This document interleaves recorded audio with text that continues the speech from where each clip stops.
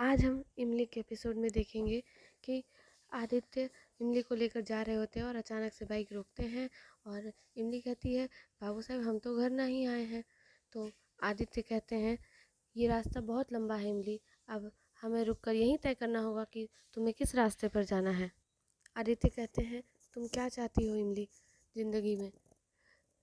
पगडंडिया में जो कुछ भी हुआ वो सब गलत था सब इलीगल था। पर पर तुम बहुत बुद्धिमान हो, बहुत इंटेलिजेंट हो, तो तुम्हारी भी अपनी लाइफ होनी चाहिए। तुम भी अपने सपने पूरे करो और अपने अच्छे से लड़के से शादी करो। तुम्हारा भी अपना एक परिवार होना चाहिए। तुम भी बाकियों लड़कियों की तरह, तुम्हें भी तुम्हारा साथी होना चाहिए। हम तुम्हारा पूरा सपोर्ट करेंगे इमली। तुम्हारे अम्मा और दादा से हम बात करेंगे। तुम पढ़ लिख कर काबिल बनो। तुम जिस सिंदूर को पगडंडिया का सीता मैया का आशीर्वाद मानती हो, वो सिंदूर तुम्हारे माथे में कहाँ है? तो इस झूठ के रिश्ते को क्यों निभाना? क्या तुम पूरी ज़िंदगी हमारे घर में काम करके और ये सब करके बिता दोगी? तुम हमारी जिम्मेदारी हो। तभी इमली कहती हैं कि जिम्मेदारी नहीं बोली बाबू साहब। आदित्य कहते हैं, तुम ये गलत समझ रही हो इमली। तभी इमली कहती है, आप जिसे मेहरबानी समझे थे बाबू साहब, वो हमारे खातिर बहुत बड़ा अपमान है। आपको ये सब रिश्ता गलत लगत है। आपको ये बुनियाद, रिश्ते की बुनियाद गलत लगत है। लेकिन रिश्ता गलत नहीं है।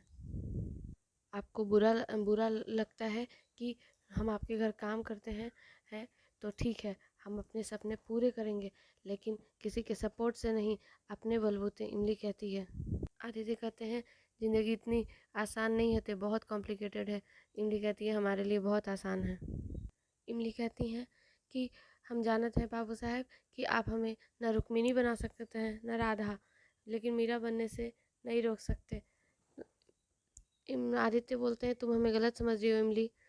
इमली कहती है, नहीं बाबू साहब, हम आपको गलत नहीं समझ रहे हैं। इमली कहती है कि बाबू साहब, हम आपको ज़िंदगी में अपनी शक्ल कभी नहीं दिखाएंगे, पर आपको एक वादा करना होगा कि अगर हम आपके घर से जाएंगे तो आप हमें ढूंढने नहीं आएंगे, वो नहीं तो मेरा जाना मुश्किल हो जाएगा। आदित्य सोच रहे होते हैं कि इस लड़की को हम कैसे समझाएं, और इमली बाइक पे बैठती है और इमली सोच रही होती है कि हे सीता मैया, हम बाबू साहब का सब कुछ सुन सकते हैं, लेकिन ये कभी नहीं कभी न कान में जाए कि बाबू साहब हमारे सुहाग ना है। दोनों घर आते हैं। इधर अंडरवर्ल्ड को उनके आदमी आकर बताते हैं कि उनकी और तिरपत सिंह की बात किसी रिपोर्टर ने होटल में सारे सुन ली है। तो तो अंडरवर्ल्ड कहता है कि पता करो उस रिपोर्टर के बारे में जिसकी अर्थी कल उठने वाली है। इधर आदित्य घर आते हैं और मालिनी के रूम में आते हैं और मालिनी से कहते हैं, मुझे आपसे बात करनी है। मालिनी कहती है कि आप तो ऑफिस जाने वाले थे ना। पर मालिनी आदित्य की बातों को इग्नोर कर देती है और कुछ कुछ बहाने करने लगती है। तो आदित्य कहते हैं, आप हमें इग्नोर क्यों कर रही हैं? तो मालिनी कहती हैं कि जिन्हें इग्नोर करना चाहिए उन्हें हम इग्नोर नहीं कर पा रहे हैं आदित्य। अपनी मॉम को कोई भी इग्नोर नहीं कर सकता। मुझे खुद पर शर्म आ रही है आदित्य कि मैं कभी कभी उनकी बातों में आ जाती हूँ। उनकी वजह से मैं आपसे झगड़ा नहीं करना चाहती हूँ आदित्य, कभी नहीं।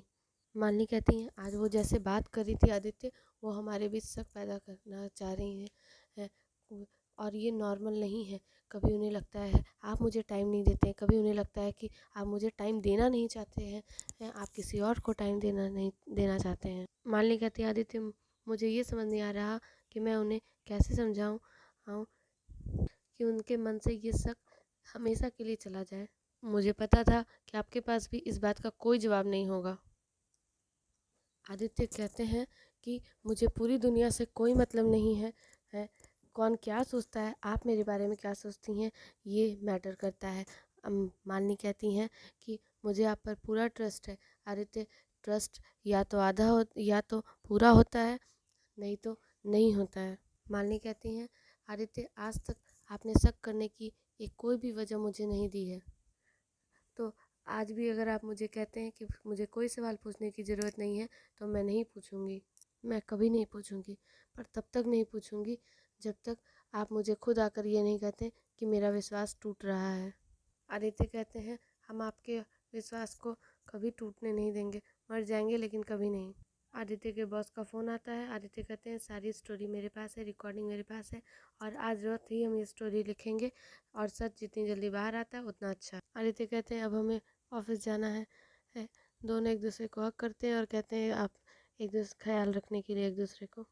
आदित्य सोच रहे होते हैं कि इमली से दोबारा बात करें क्या, उसे कैसे समझाएं कि हमने उसके इंसल्ट नहीं करने हैं, कहीं वो गुस्से में उल्टा पुल्टा कदम ना उठा ले।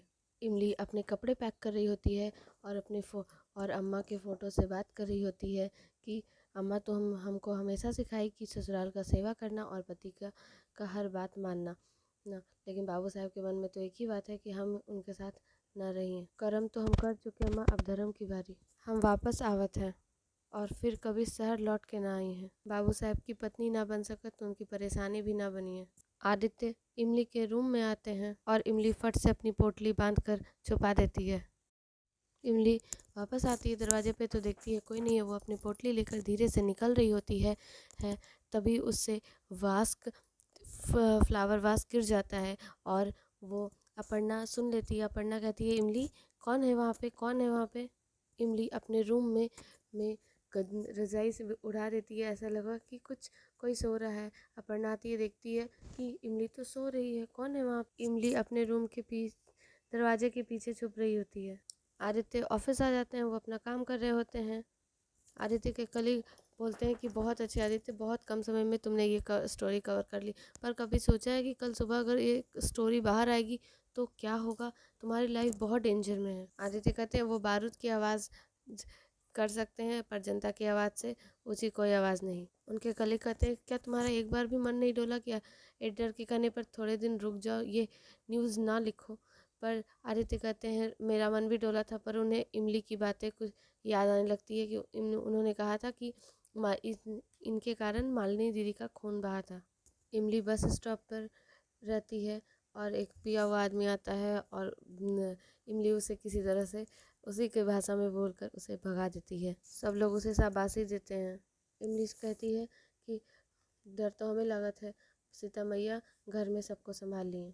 आदित्य कहते हैं हम ऐसी लड़की को जानते हैं जो अगर उसे पता होता है कि अगर ये सही रास्ता है तो उसी रास्ते पे चलती है, उसमें और परेशानियाँ आए तो वो नई परेशानियाँ खड़ी कर देगी, लेकिन चलेगी उसी रास्ते पे और उसका डट कर सामना करेगी। उनके कलीग कहते हैं अपनी वाइफ की बात कर रहे हो ना, तभी इतना मुस्कुरा रहे हो। आदित्य मालिनी को फ़ोन करते हैं। आदित्य कहते हैं मालिनी मून आप सो ही नहीं, तो इमली मून कहती है हम सो भी जाएंगे, आप घर आ जाइए। तो बोले ठीक है आपके लिए क्या लाएं, तो बोलती है ठीक है जलेबी ले आइएगा बस स्टॉप के पास वाली, बहुत अच्छी होती है। अंडरवर्ल्ड पूरी तरह से परेशान होता है कि एक छोटा सा पत्रकार ने पूरी दुनिया में उसका कच्चा चिट्ठा खोल दिया है। अपने आदमी को बोलते हैं जाओ और उस आदित्य कुमार त्रिपाठी को ले ढूंढ कर लाओ वरना मत आना। इमली को समझ नहीं आता है कि वो कौन से बस से जाए क्योंकि वो कभी गई ही नहीं थी। इधर आदित्य जलेबी ले रहे होते हैं तभी बंटी के आदमी, अंडरवर्ल्ड के आदमी आते हैं और उसका किडनैप कर लेते हैं और तभी इमली देख लेती है और इमली पीछे पीछे जाती है लेकिन वो पकड़ नहीं पाती, तो वो गाड़ी का नंबर नोट कर लेती है।